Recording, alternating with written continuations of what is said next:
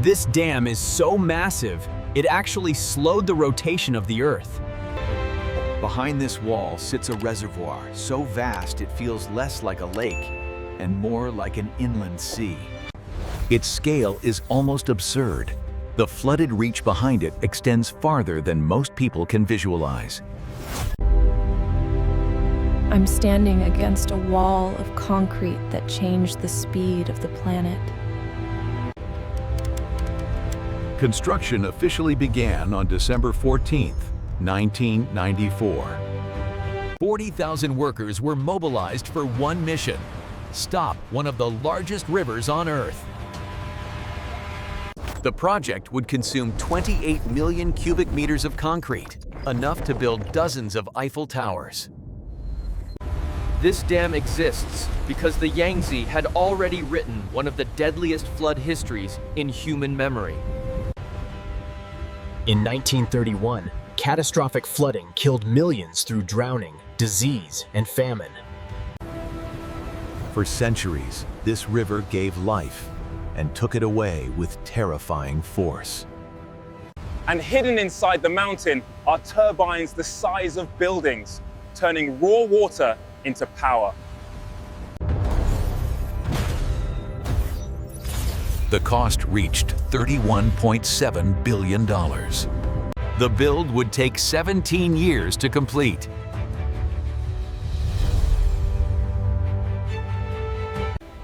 And the human price was immense, with more than 1.3 million people displaced.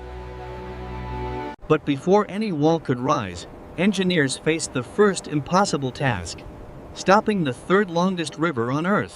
For over 1,000 years, flood marks were carved into stone here as a warning from the river itself. Today, some of those records lie beneath the reservoir, silent under the water they once measured. Aquí, en este mismo lugar, construiremos el futuro. Este proyecto no solo controlará el río. What finally made the site possible was the granite beneath Sanduping, dense, deep, and strong enough to support what was coming.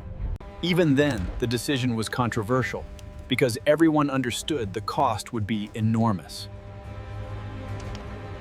Before the reservoir filled, archaeologists rushed to recover fragments of thousands of years of history. Some sites were saved in pieces. Many others would disappear forever beneath the floodline. Everything below 175 meters had to be removed before the water rose. Once the reservoir reached full height, entire landscapes would be erased from ordinary life. This valley had carried civilizations for 4,000 years before modern engineering arrived. The first physical step was not the dam itself, but giving the river somewhere else to go. Engineers carved a kilometer-long diversion channel through solid rock using handwork, machines, and explosives. For the first time in recorded history, the main riverbed ran dry. The river that had drowned millions was suddenly an empty construction floor. Clock started immediately. Engineers had only a limited window before the river came back. Next came the brutal excavation of more than 100 million cubic meters of earth and rock. Every boulder dropped into the flow was challenged instantly by the force of the Yangtze. Once the temporary control was in place, concrete began sealing the foundation over the granite. Pumps ran day and night to keep the riverbed dry enough for the main structure to begin. Imagine standing on the floor of one of the world's largest rivers and drilling into the rock beneath it. Then the mountain revealed a hidden fracture, and everything stopped. 6 months of progress paused immediately because a weak foundation here would mean catastrophic failure later. To repair the flaw, engineers forced 45,000 tons of grout into the rock. Every crack had to be sealed before even one more meter of dam could rise. When the foundation was cleared, it was stronger than the original rock around it. The dam grew in sections: pour, cure, shift the forms, and repeat. Concrete this massive generates internal heat as it cures, and that heat can crack the structure from within. So engineers ran cold water through pipes inside the concrete to keep temperatures under control. Year after year, the wall climbed higher: 30 meters, then 60, then 100. At this size, the build stops feeling like construction and starts feeling like geology. But the dam was not just a wall. It also had to move ships through the mountain. Each lock gate was so heavy that custom cranes had to be built just to install them. Every critical weld was inspected because one hidden crack could trap ships and cripple the system. 5 ship lock chambers were carved out of the mountain by handwork and explosives. To lift a 10,000-ton vessel, the system doesn't use motors to pull it. It simply moves water. Then in 1998, the Yangtze punched back and flooded 15 meters of the work zone overnight.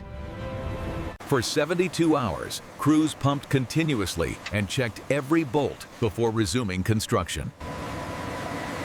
One of the most dangerous moments came when engineers had to close the channel and redirect the full river. The river was still carrying an astonishing volume of water, and every second mattered. In just 6 hours, the river was forced into a new path. Inside the mountain, a cavern the length of several football fields became the power core of the dam. Water enters each turbine through a giant spiral casing that feeds force evenly onto the blades. At operating speed, a tiny alignment error could destroy the machine, so balancing had to be nearly perfect. Some of the generator components were wound by hand because no machine could match the required precision. With 32 turbines to install, multiple teams worked at the same time to keep the schedule moving. Then came the power lines, carrying electricity for hundreds of kilometers across the country. Every line was built the hard way, tower by tower, climb by climb. As the reservoir filled, another danger emerged: unstable hillsides waking up under new water pressure. Thousands of slopes had to be stabilized before rising water could make the situation catastrophic. Below the reservoir lies a drowned world. Streets, schools, markets, and entire neighborhoods still resting underwater. Before the water arrived, entire towns were flattened to make way for the new water line. Once the temporary barrier had done its job, it had to be erased in a carefully controlled explosion. For the first time in years, the full Yangtze moved through the dam and into its final engineered path. Then one turbine spun to life, and the first electricity from Three Gorges hit the grid. One by one, more turbines came online and added another wave of power to the system. By 2006, the main dam body was complete, a concrete barrier on a truly continental scale. Because the locks were slow, engineers added a vertical ship elevator that could lift vessels like an industrial miracle. At full output, the dam produces more electricity than any hydroelectric structure ever built. But every triumph here stands beside a cost: historical, ecological, and human. Fertile farmland was submerged and replaced by steeper, less productive terraces on the hills. At major flood moments, The dam can cut the flood peak dramatically and protect millions downstream. The locks transformed navigation through the gorge and multiplied shipping capacity many times over. But the dam also revealed its vulnerability when drought lowered the reservoir and power output fell sharply. Because this structure sits in a risky landscape, its monitoring systems never stop watching. Sediment remains one of the dam's biggest long-term enemies, and no one has solved that problem completely.